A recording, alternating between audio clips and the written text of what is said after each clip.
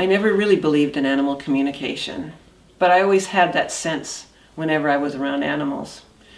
And then one day I read this book, and the first page it said, so you think that when you thought of your horses or animals needed water, did you think that you actually thought that yourself? And the book says, no, you didn't. Your animals were telling you, check our water, we need water.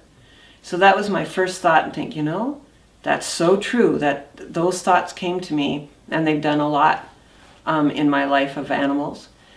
And there was this experience I had with this one horse that I had for 22 years. He and I traveled many miles together showing and training.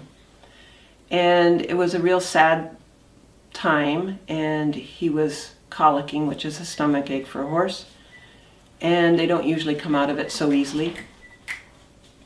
And my husband called me and told me about this horse, that he was colicking.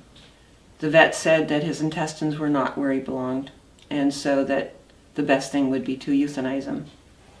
So during that time, I told my husband, while the horse was being euthanized, to tell the horse that I loved him since I was out of state.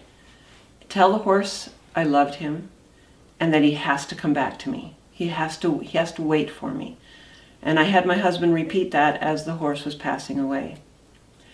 A few days later, when I did come home, I had this strong sense and vision that my horse ran up to me and jumping around and said, look at me, I feel so much better. Look it, I waited for you and I love you and thank you for being my human.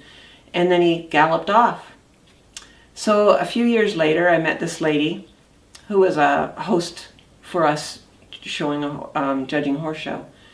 And she said to me one morning when no one else was around, she said, you had a horse and his name was Johnny.